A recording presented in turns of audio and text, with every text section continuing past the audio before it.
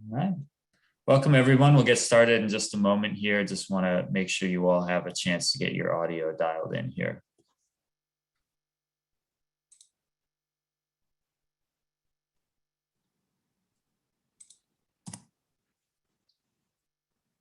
That's a pretty good critical mass, and I'll make sure that I type this out for people that join after this little brief intro here, but welcome to today's webinar.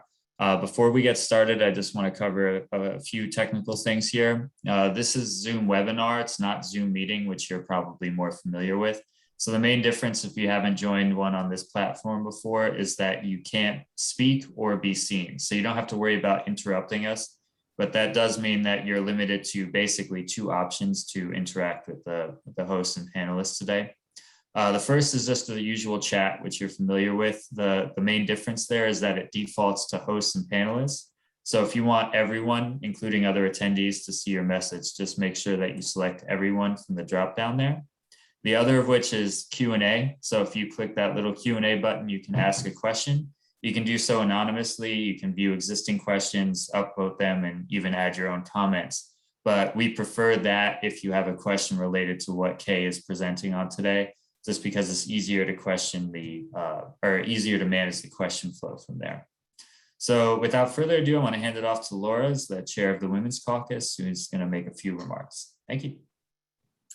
Hi, everyone. I want to welcome you on this Monday. It's Monday morning where I am in California. And I just want to thank you for logging on to hear our guest, Kay Gruder, with Stanford University, but I'm also, as Mike said, the chair of the Women's Caucus. This is my first year chairing, but I've been involved in the Women's Caucus since its origin, since its inception at ACRO. So without further ado, I'm going to turn it over to Melissa Manuel, and she will introduce herself as well as Kay. Thank you. Hello, everybody. My name is Melissa, and I am co-chair of professional development for the Women's Caucus. And we're really excited to have Kay Gruder here today. So Kay joined the Center for Career Development in 2014 and has over 35 years of experience in career development. Kay leads career programs and services for graduate students, postdocs, and alumni of graduate programs. And she works with faculty, department leadership, and colleagues within and beyond the University of Connecticut to support graduate student and postdoc scholar success. Within the University of Connecticut, Kay serves on the graduate student and postdoc affairs team at the graduate school and is a member of the University's Senate Student Welfare Committee and partners on a variety of initiatives with international student and scholar services. Kay meets with graduate students and postdocs as they explore and prepare for careers, engage in job searches, and consider options and opportunities to apply their skills, knowledge, and training. She presents a wide range of career prep topics, drawing from current trends, patterns, and emerging practices. She is an active member of the Graduate Career Consortium and is a member of the National Association of Colleges and Employers. Prior to her role at the University of Connecticut, she worked at both private and technical institutions, and she has an MEd from Lesley College and a BA from Bennington College. So without further ado, I will welcome Kay. Thank you so much for the warm welcome, Melissa and Laura, and Sarah paved the way for some of this as well. So thank you to all of you for having me join you. I'm just going to go ahead and do my screen share.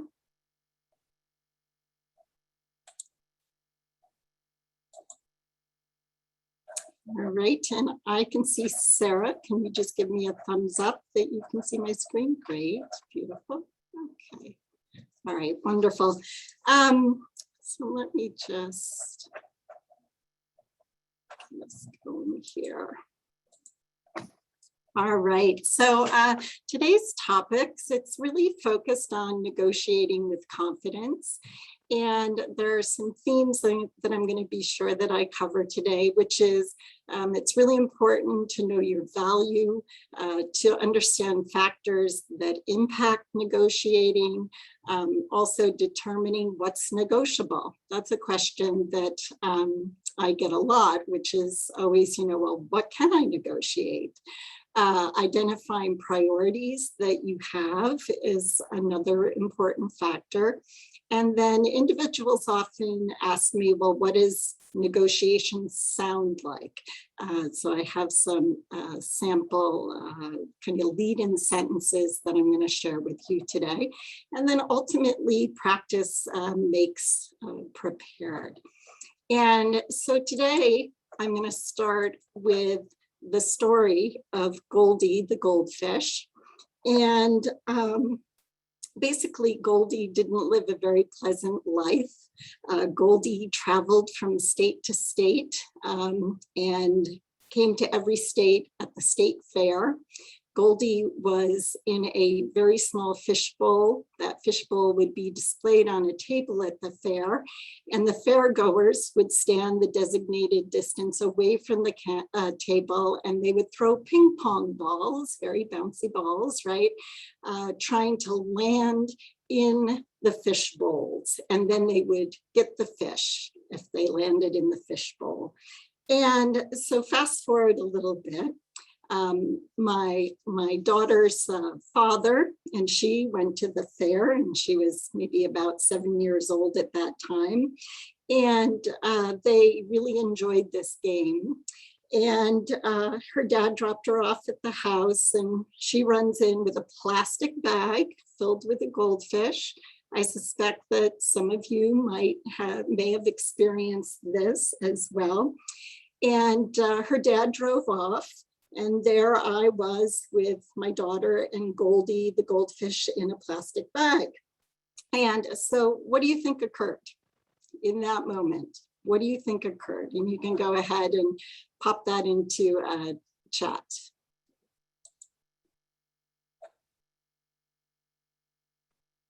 Let me just move my chat around here. So what happened? What happened?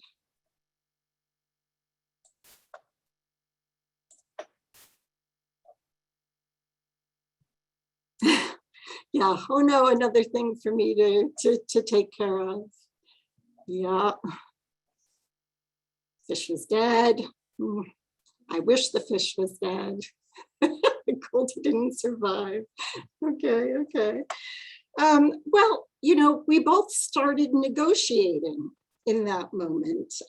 My stance was we had no fish bowl, we had no fish food.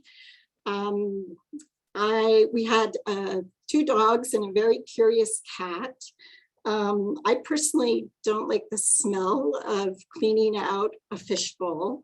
So, you know, we both started to think about our terms, right, for either keeping or getting rid of Goldie. And her stance was she saved a fish and she would take care of it. And she'd use her babysitting money to buy the bowl and the food and the aerator and anything else that we would need. And she also negotiated with her stepdad that the 2 of them would clean the fish bowl, right? So did we keep Goldie? Absolutely. And really the major point of that story is that we negotiate every day. And a lot of times we don't think about it, but it's actually how we really get things done. So another question for you all, what's something you negotiated in the past, let's say 48, 72 hours, maybe even today in your work day? So go ahead and use chat.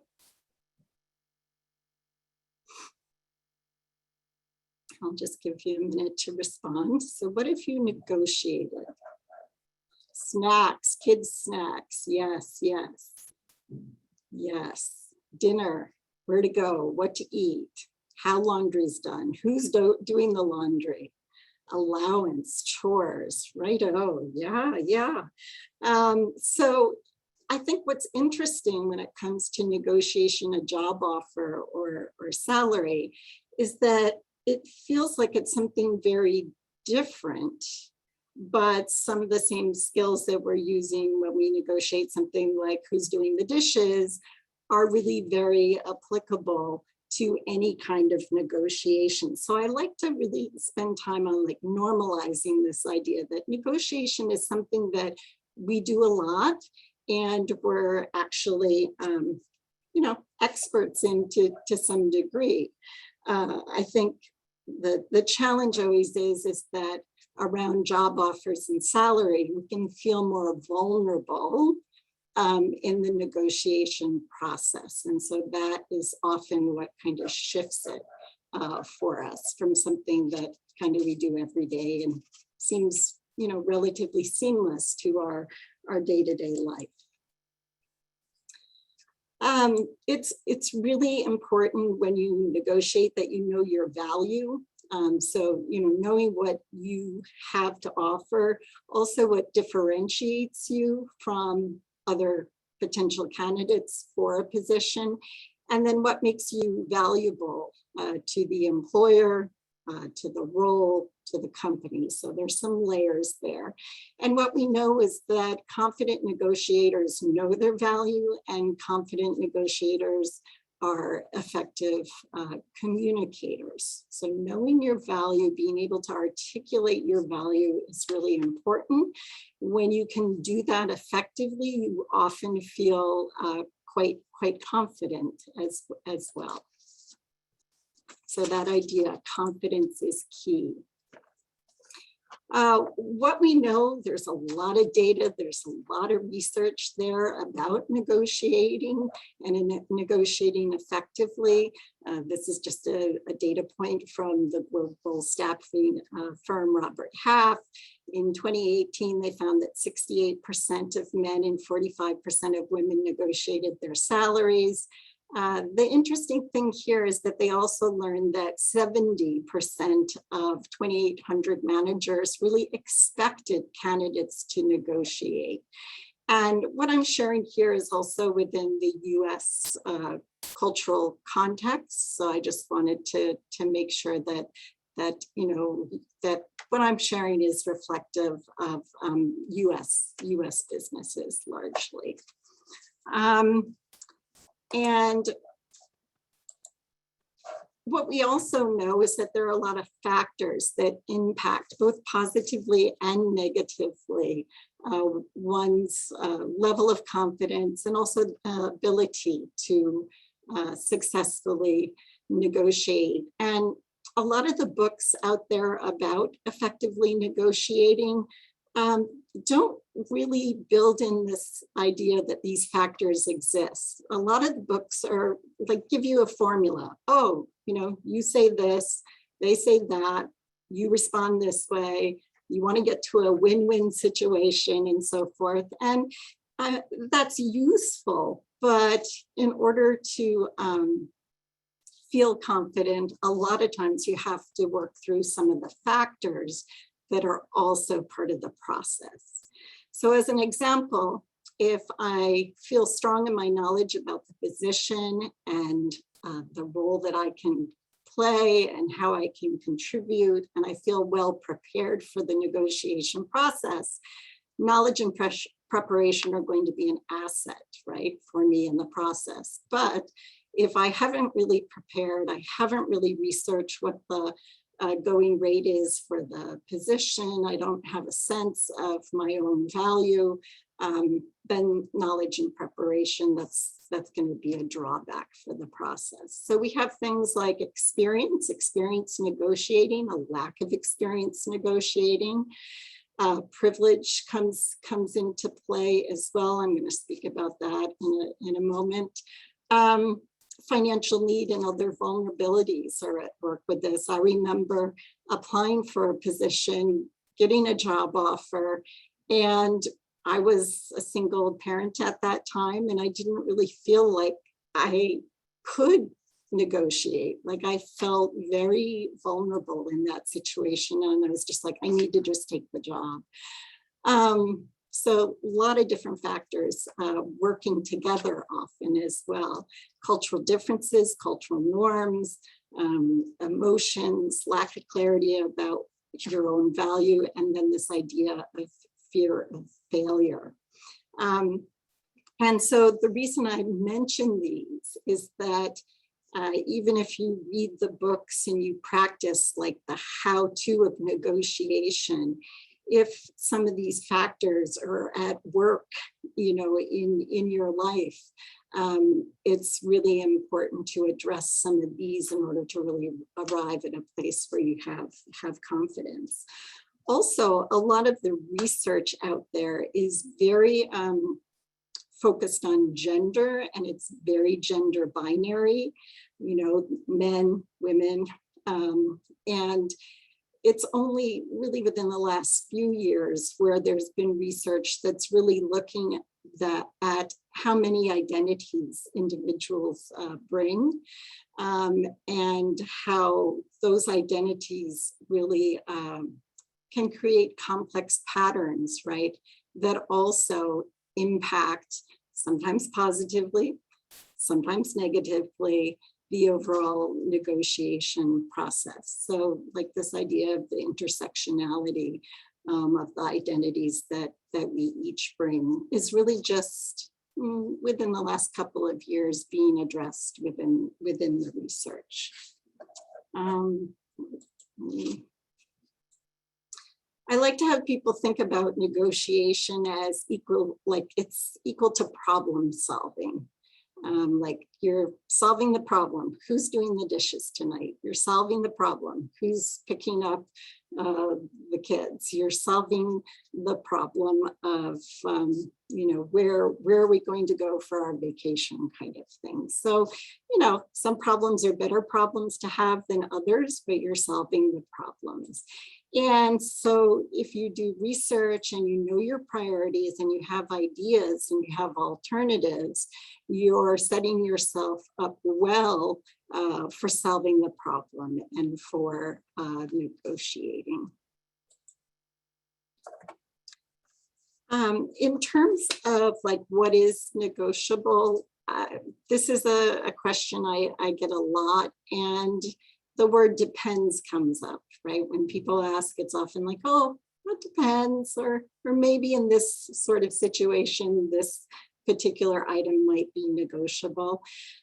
Fixed items, like fixed benefits, are typically not negotiable. If the institution is doing a 5% match to something, they aren't going to change it to 10% for you kind of thing. Insurance, typically, not negotiable. So salary, negotiable. Vacation, sometimes negotiable. Usually paid vacation is not so negotiable, but you might be able to ask for an additional week of unpaid vacation. Starting dates, sign-on bonus, relocation expenses, those are often negotiable. Parking, you're in an urban area, parking's premium, sometimes that's negotiable. Tolls to travel to and from work, or some sort of subsidized parking or transportation. Conference fees, professional development costs, promotion or salary increase timelines sometimes can be negotiated. Work remotely, have flexibility in hours. Years ago, that wouldn't be so easily negotiated, but of course now it's much more common to negotiate. Tuition reimbursement may or may not be negotiable. Job title sometimes is, in any special equipment that someone needs for work, or for a lab maybe that they're setting up, something like that. So are all of these negotiable 100% of the time? No, it depends. There are employers that actually are trying to work towards greater transparency of salary that are not negotiating salary. They're just saying, this is it. This is what we offer. We don't offer more. We don't offer less. If you talk to the next new employee sitting next to you on the project team, you'll know that they have the same arrangement as you do. So it does depend. I'm just going to pause here and I'm going to see if we have some questions about what's negotiable. So we have one question. So far, most of them are anonymous, but can you ask, or is working from home, is that kind of a negotiable point? So I think it really depends on the culture of the organization, right? If it's an organization that prides itself that everybody comes into the office and that you have to be there to do the kind of work that you're doing, then it's not going to be negotiable or as negotiable. But if it's a culture, and so many organizations we know have shifted right during the pandemic, so it can be easier to negotiate that, actually because of the pandemic and what it's required many employers to do in terms of their workforce. Yeah, and we have one more specifically related to negotiation. So if your employer typically provides small merit-based raises yearly, is it still acceptable to try to negotiate a raise? This question that they asked specifically, it makes me feel a bit selfish and greedy because many do not get yearly raises. There's also the feeling like the employer is low on salary compared to numbers seeing elsewhere in the field. Yeah, I always say to people that the time to get the money piece is always on the front end, right? So I would encourage somebody to try and get a higher salary. And then if they can learn what the sort of rollout is for any, incentive kinds of promotions or anything like that, then they might say, oh, instead of waiting the year, could you push that up 6 months, that kind of thing. And sometimes employers will do a reeval at maybe like a 6-month point, and someone doesn't have to wait an entire year to be considered for a merit or some other kind of performance or bonus. But it's tricky, right? Because people talk to each other, and employers, really don't want unhappy employees.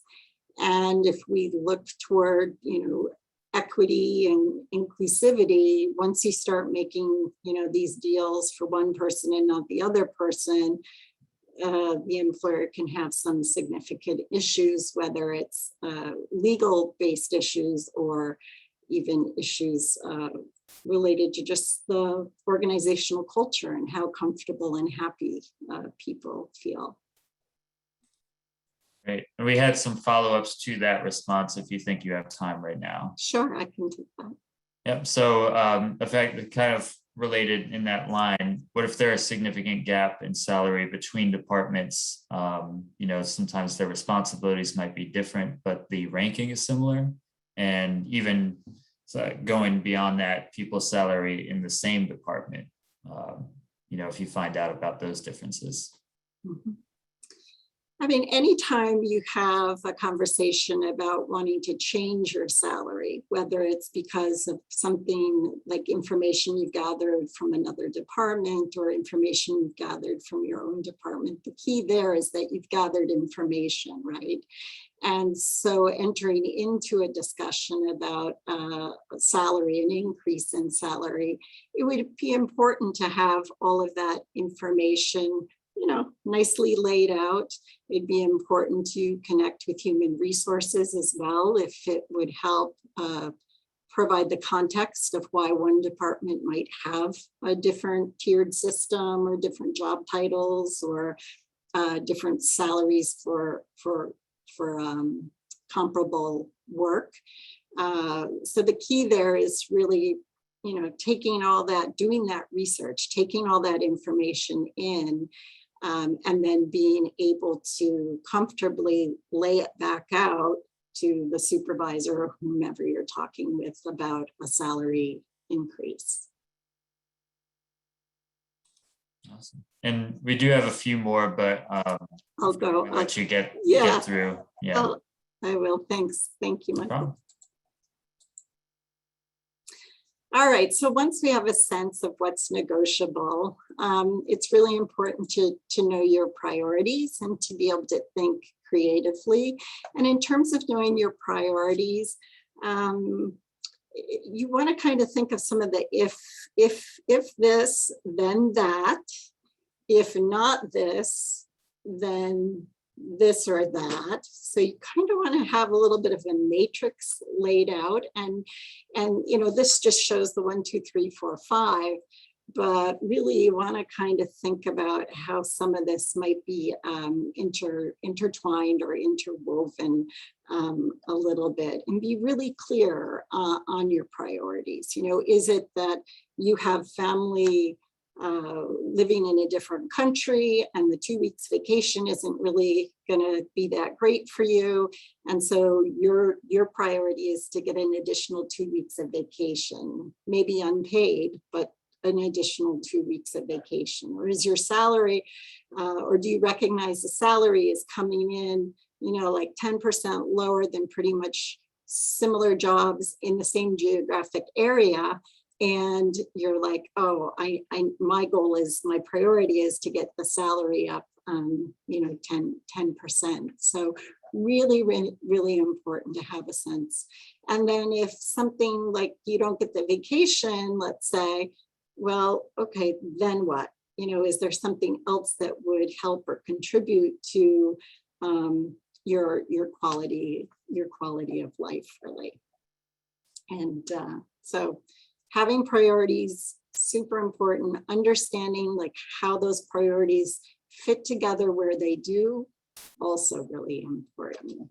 And most of the research out there also indicates that you should ask for everything at once, meaning if I'm interested in a salary increase and a week extra unpaid vacation, and I'm curious about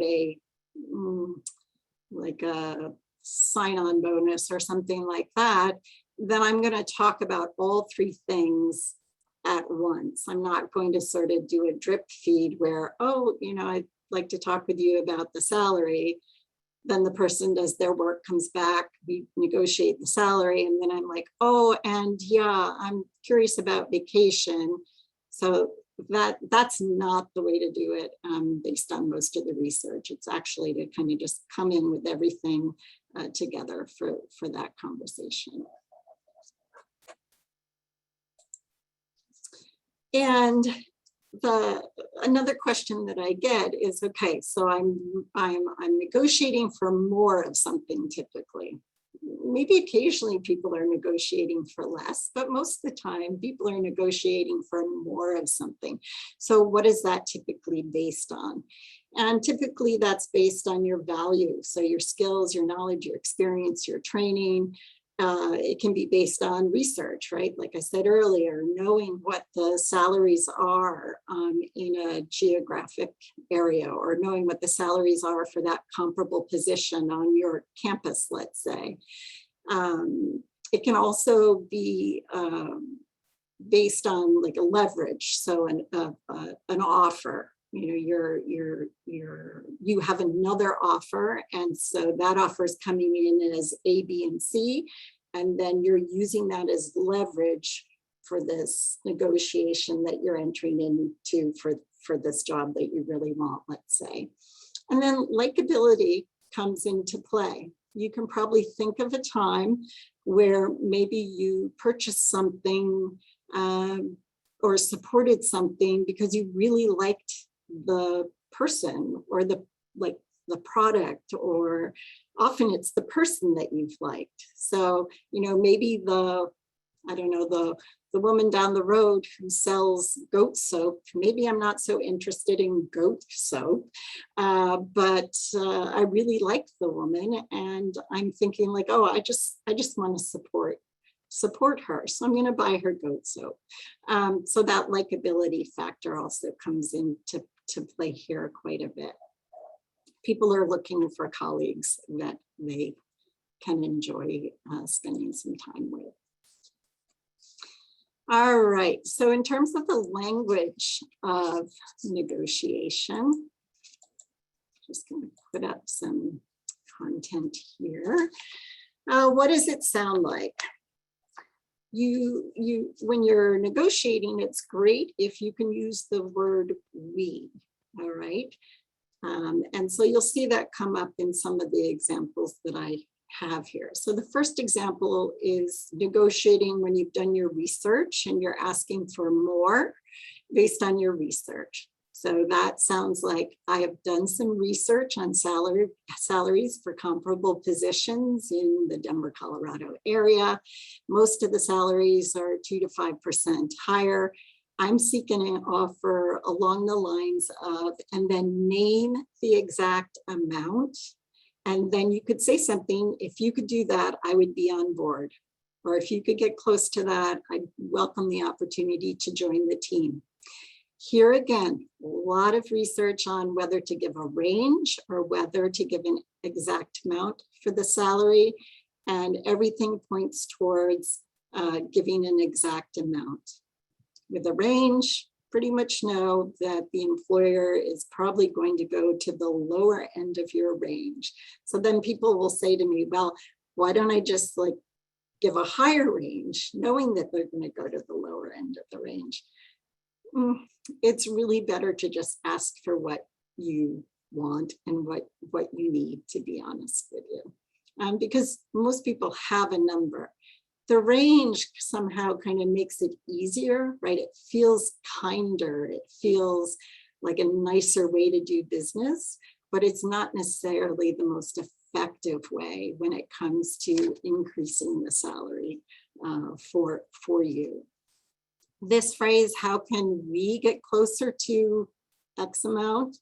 That's a great phrase to use. You know, again, trying to show that there is some give and take. And perhaps some compromise involved. In this next example, thank you so much for the offer. I have a higher offer from another company. I really like A and B. How could we get closer to whatever the number is? So that one is when you're leveraging, you know, another offer. This next one is, I'd like to discuss a few components. So they're packaging what they want to discuss in the negotiation. I'd like to discuss a few components of the job offer package as the salary is a little lower than expected. So in this case, it sounds like the individual is happy to take the salary, but they do have some other priorities that they intend to negotiate. And then the last example here is I'm interested in learning more about the bonus structure and discussing X. So that one was just, you know, starting from a place of curiosity and interest, but also knowing like, okay, this is a priority for me, but I am starting the conversation from a place of interest and curiosity. I might not know enough in that moment to actually know how I want to play out the negotiation.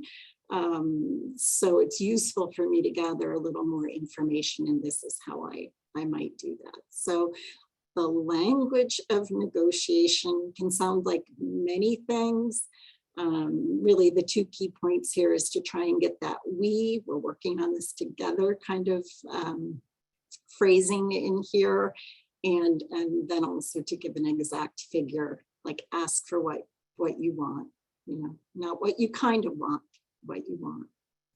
And have reasons, like it has to be based in something, right? So based on skills, knowledge, experience, based on the research you've done about the comparable kinds of positions. Any questions here about the language of negotiation? I can pause for a minute. So far, not related specifically, I guess, to the language. Okay. Yeah, I think we can move on. Okay, great. So I have a few scenarios, and I'd love to have you jump in chat and share your ideas. So this first scenario is the when it rains, it pours scenario.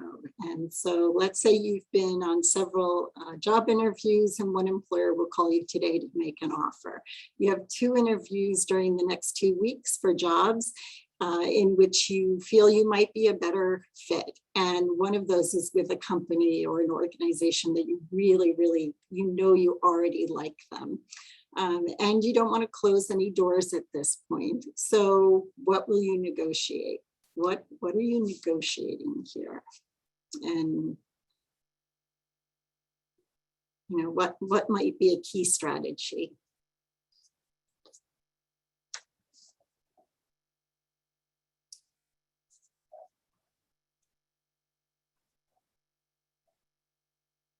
Okay, so I see time to consider the offer.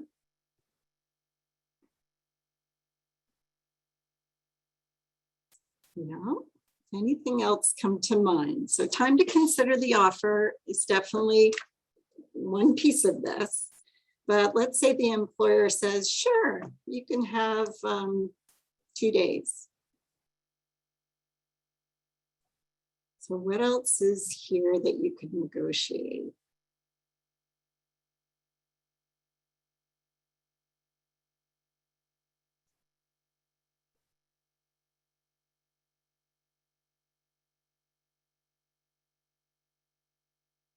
Okay, see a lot of things coming in on chat.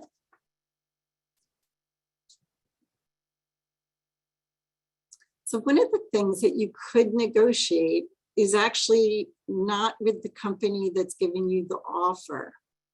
You could go back to the other companies or organizations and you could say, I have an offer. I'm wondering if you are able to move up your interview process. And so you can definitely ask for that extension, right? Try and get some wiggle room from the company or organization that has extended the offer, but then immediately connect with especially the company that you really like. You can let them know that you received an offer, that you really like the company, right? And that you're just wondering if there's any way they could move their interview process ahead. Does it happen all the time? No. Can it happen? Yes. Is it worth asking? Definitely, definitely. So that's the when it rains, it pours. This is a scenario about not enough money. So you're offered your dream position, and it's coming in about 5,000 less than what you expected. You actually feel a little shocked by that. You're like, wow, I thought this company paid better, or this organization paid better, but you really want the job. So while you have a few offers likely coming your way, those organizations just don't compare to this one. So how will you move through the negotiation process here? And I'll pause again.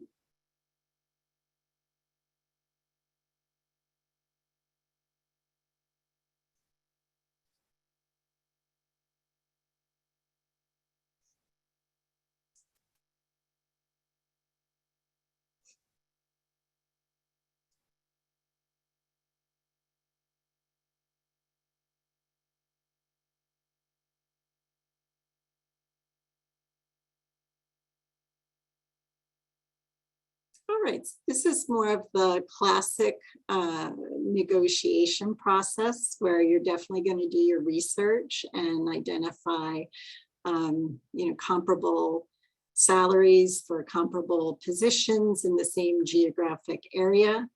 That's going to be key here. If you decide that, like, yes, I am going to go with this position. So more of a standard, do your research and then provide that information to the company or organization, while also really understanding your value, right? And what you bring to the position and to the company. So this is just more of a standard negotiation. And then this one is, you love the offer. It is so much better. It's so much more than anything you have ever made. It was just perfect. It was beyond incredible. You're so happy. But you've also heard, oh, but now's the time to negotiate. You really should negotiate now. So what will you consider and how will you move forward with this one?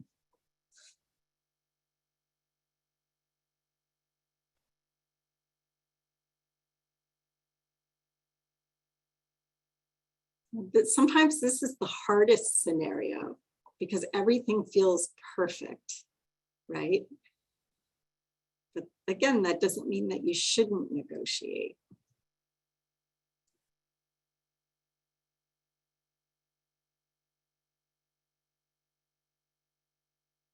Okay, so yeah, you could negotiate a start date.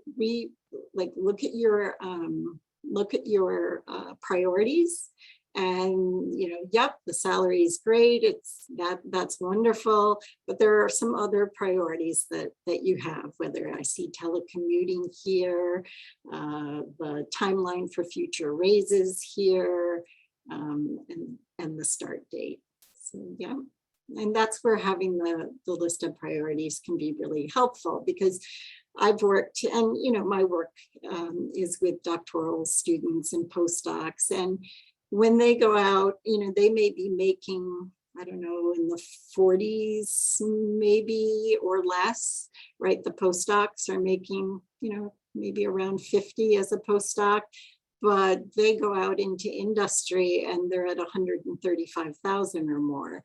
And that is just so huge and amazing to them. But that doesn't mean that the 135 that they're being offered is actually a good salary. So they definitely need to also stop and say, okay, let me do my research. Let me see, maybe, even though this sounds amazing to me, maybe I still need to negotiate 10%. People also ask, how much can you negotiate with salary when you want to negotiate more?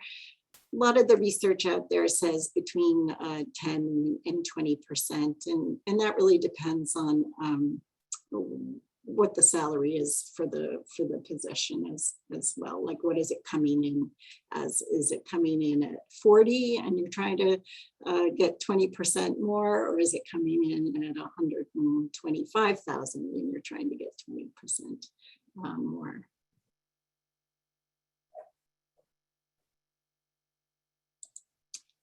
All right, so some overall negotiating tips. Remember that they have determined that they want you. Like,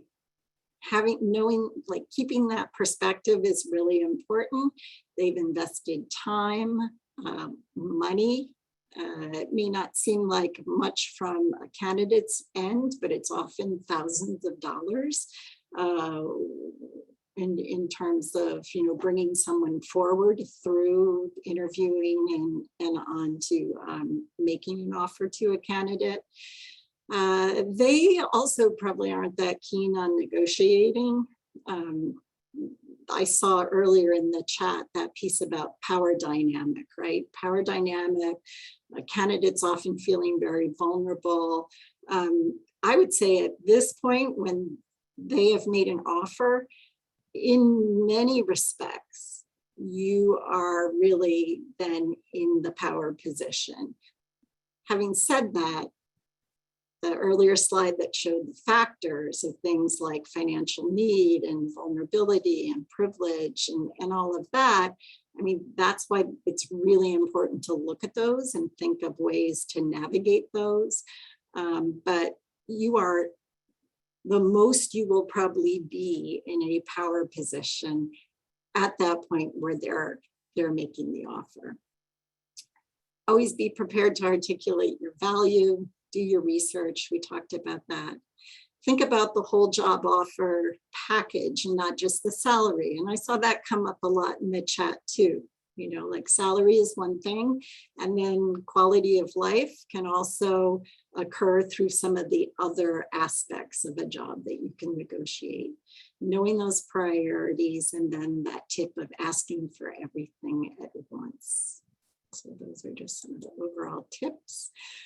I do have some sites here. The slides will be provided, and these are all linked in the slide deck, but some of the more common sites for learning about salary, certainly like at a state institution like mine, you can look up what everybody makes pretty much at a state institution. But Glassdoor, PayScale, the US Department of Labor Statistics has a pretty rich database on salary information. And then the College and University Professional Association for Human Resources is another site. And Inside Higher Ed publishes the annual report from the College and University Professional Association. I think I've seen the 2019-2020 report up, and that has faculty, staff, and other admin positions as well. So you can lean on some of these. I also believe that leaning on your network is important.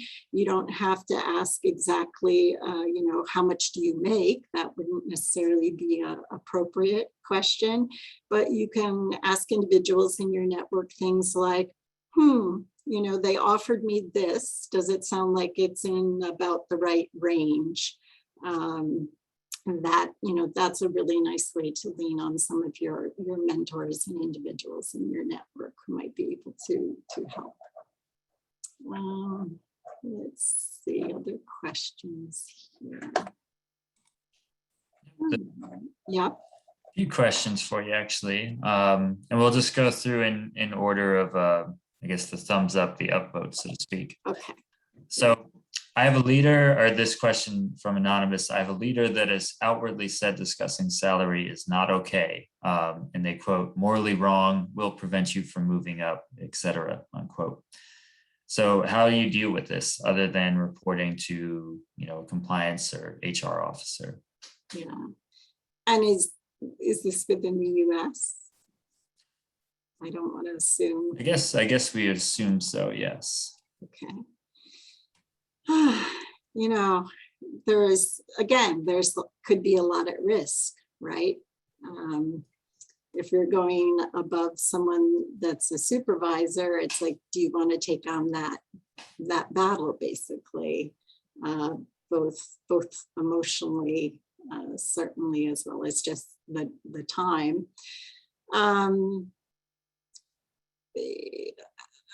I believe it becomes an HR issue.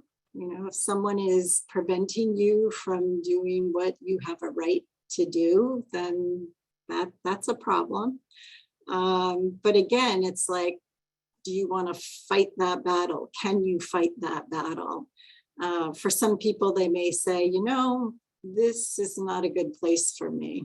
And so while I'm going to continue to work here, I'm also going to work really hard at trying to find a different place to work. And I know that that's can be a luxury, right? Sometimes you have to stay at the place that you're at. But then it will be a battle. There aren't a lot of choices. It's either, follow the directive of the supervisor, or go ahead and, again, find the information you need to make a case. Are you going to expose this person, perhaps, or move to a different opportunity? I wish I had a magic wand for that one. No, it's sticky. It's a tough situation for sure. Yeah. And I don't know if you have a union, like here, I'm at a state institution, so I have a union. So going to the union would be very appropriate in that case, but I don't know in your case. Yeah, and so we have another question from Matt Kittredge here, and it's got a follow-up I saw further down. The other duties is assigned clause, and a lot of job descriptions leave a lot of room for what responsibilities are. At what point do you negotiate based on these additional duties? Mm-hmm. I think part of that is looking at what seems to be outlined in the job posting, right? And getting a sense of what percentage time is spent on those tasks, because then there is that, final bullet point that says, this and everything else, basically. And you're like, this feels like this and everything else, and you're going to ask me for more. So I think really trying to clarify day to day, week to week, month to month, that kind of thing, what percentage of time is spent on which duties in the actual job posting. And then if you have concerns about other kind of work and roles, either because you don't feel you would have the time or because you don't feel you would have the skills or training to really do those other things effectively, then it is definitely worth your while to say, oh, what might be, under this last bullet point that says, and everything else, just to get a better sense of that. Yeah. And this sort of follow-up or related question there has to do when other individuals leave and their responsibilities kind of get lumped into your role. At what point does it make sense? Would you negotiate before you accept those new responsibilities? Is that the best course of action, do you think? Yep, front end, always the front end of any conversation like this is the best time to negotiate. Again, if people are relying on you and like, oh, this is going to come my way, they're going to rely on me, that's the time to definitely negotiate. It's hard after the fact because then you've shown like, oh yeah, no problem, I can just absorb this and keep on working for the same salary. And, in this case, I'm Wonder Woman. But it's at a cost for sure. So yes, front end of that transition.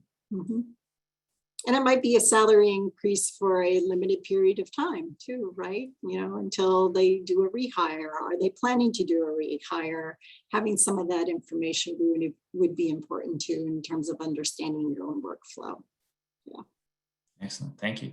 And moving on, sort of, I would assume in this situation, so the new soul asks, I recently completed my PhD. When is it okay to ask for a promotion? There is an HR process to ask, but I feel like it might cause an issue or seem forceful. And I assume this is completing a PhD in the midst of their current position. They have been, they still are. Yeah, I think, anytime that you wait, my question is always going to be strategically, what's the benefit of waiting? How is that going to improve you being able to increase your salary?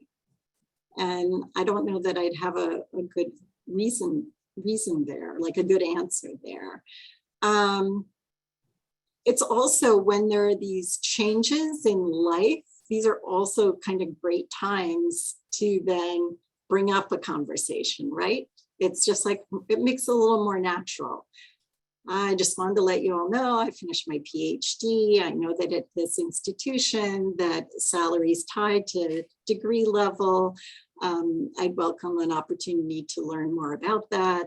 And, maybe it's transparent enough too that you can actually see the salary ranges based on degree level. So I would be inclined, to move forward with that. Great. And then I like this question. Like most schools, we have a lot of layers of leadership and red tape. Unfortunately, this question asker supervisor is not one to ask or fight for things. So typically I would think to go through my immediate supervisor before going up the chain and requesting a raise, but is it ever appropriate for someone to just go a level above their direct supervisor to discuss getting a raise or a promotion, I suppose? It's another tough one. The word depends. It's going to be used again. Sometimes you can bring more than one person together.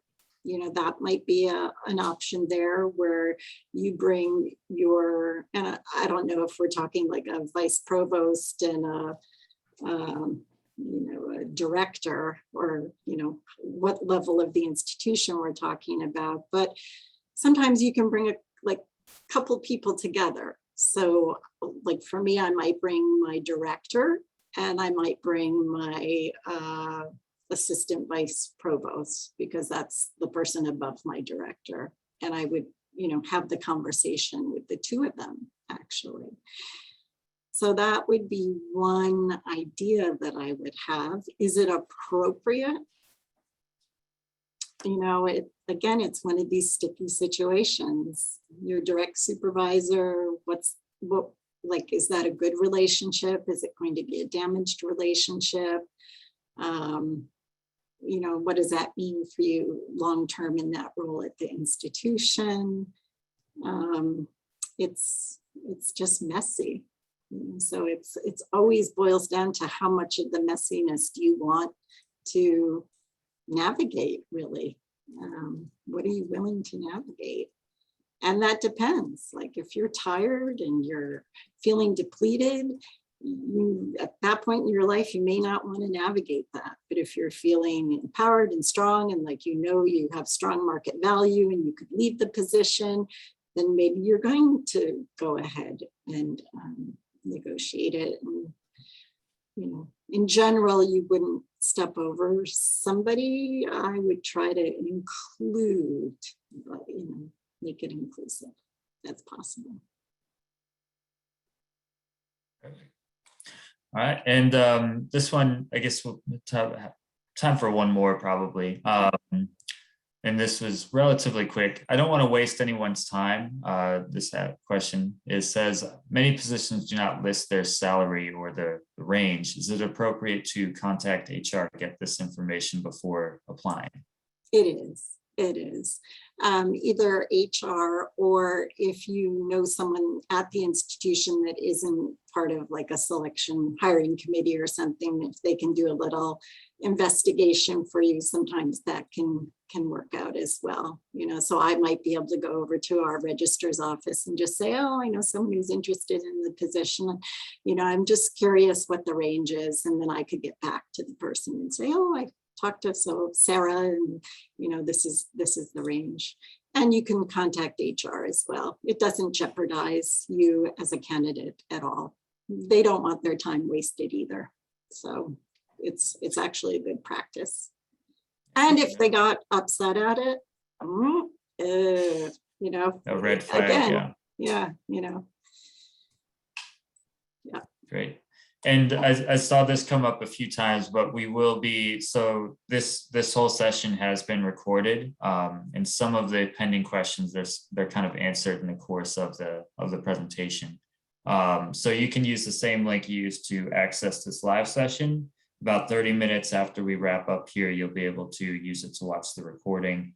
And then we'll also send out an email with the slide deck attached, and we'll post that on the webinar page on the ACRO site as well. So I just wanted to hand it off to Laura Remillard, chair of the Women's Caucus, to make a few concluding remarks before we wrap up here. I'll just add one quick thing. Just one of the last slides in the deck is also resources for negotiating as well. So you'll have a nice list of rich resources. Thank you. Thank you, Kay. And again, thank you so much for this valuable webinar and all the information that you provided. We're definitely going to look into this as it applies to each one of us. I did want to let everyone know that the Women's Caucus has some upcoming projects that we wanted to let you know. First of all is imposter syndrome. We'll be looking to perhaps have a presentation on that, as well as working with difficult peers and leaders, and a review of the impact of COVID unique challenges for women. So definitely some very interesting topics. Melissa or Sarah, did you have anything else you wanted to add in terms of upcoming topics? I think we're trying to work on some of those maybe for spring. So look forward to seeing those. And I just want to say to Kay once more, thank you very much. I know we had some challenges in getting things scheduled, but I'm very glad that our schedules were finally able to meet and to be able to do this today. I think this is something very valuable for our membership and ACRO participants in general. Thank you again for having me. Delighted. Thanks. Great. All right. Enjoy the rest of your day, everybody. We're wrapping up early, especially for those of you on the West Coast, but the rest of us still have almost a full work day to look forward to also. So thanks again, Kay. Thanks to all of you. Bye.